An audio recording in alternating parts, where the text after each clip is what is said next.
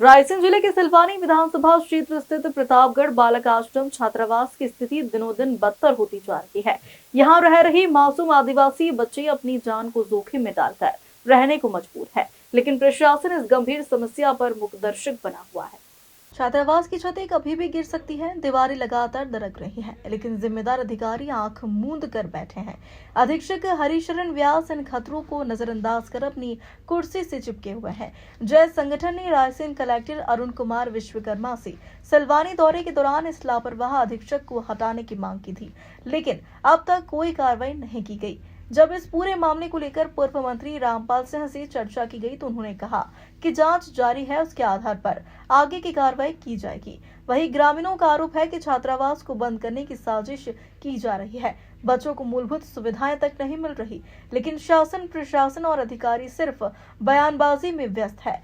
सवाल यह है कि यह जांच कब पूरी होगी? क्या प्रशासन किसी बड़े हादसे का इंतजार कर रहा है? बता दें कि अधीक्षक हरिशरण व्यास पर पहले भी कार्रवाई हो चुकी है, फिर भी उन्हें तीन छात्रावासों की जिम्मेदारी दी गई है, जिससे बच्चों की जिंदगी खतरे में पड़ रही। अगर जल्द ठोस कदम नहीं उठाए गए तो यह साफ हो जाएगा कि गरीब आदिवासी बच्चों की जिंदगी सरकार के लिए कोई मायने नहीं रखती।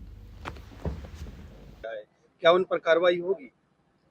आपने बताया तो निश्चित रूप से इस तरह की बात अगर हो रही है तो हम अभी आज रिपोर्ट लेते ग्रामीण हैं। द्वारा आवेदन ज्ञापन के माध्यम से शासन को बता भी दिया अभी हम गया है। प्रतापगढ़ दौरे पे गए थे, अभी किसी ने हमारे ध्यान में बात नहीं लाई। भवन तो हमने नया बनवाया है जी, उसकी हालत बिल्कुल जर्जर है। और वहाँ बहुत काम करवाया। टप्पा भी प्रतापगढ़ में बना दिया, बाईपास बना दिया और आदिवासी भवन भी वहाँ बहुत बड़ा हमने बनाया है, शिशु मंदिर भी। कई काम वहाँ प्रतापगढ़ में हो रहे हैं।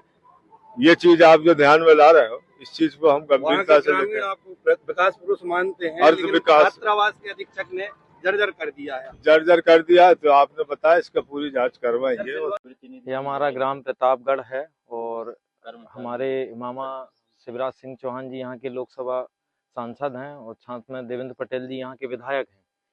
पक्ष विपक्ष दोनों तरह का यहाँ पर राजनीतिक संतुलन है इस समय और हम लोगों की, ग्रामीणों की, जनजातीय क्षेत्र बाहुल्य है ये। यहाँ पे हमारे 40-50 गांव आसपास जो हैं जनजातीय क्षेत्र के हैं।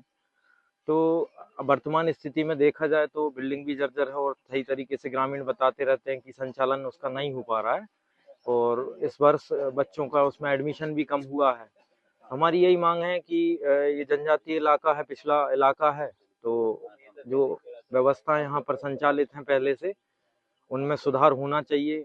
संचालन ठीक से हो, शिक्षक समय पर आए जाएं, समिति मजबूत हो और समिति की निगरानी में जो भी शिक्षक अधीक्षक हैं यह सब लोग समय पे आएं और बिल्डिंग की जो वर्तमान में दुर्दशा है वो सही हो। यही हमारी मांग है, जिससे जनजातीय बच्चों का कौशल विकास हो और जैसी शासकीय योजनाएं हैं उनके अनुसार संचालन हो।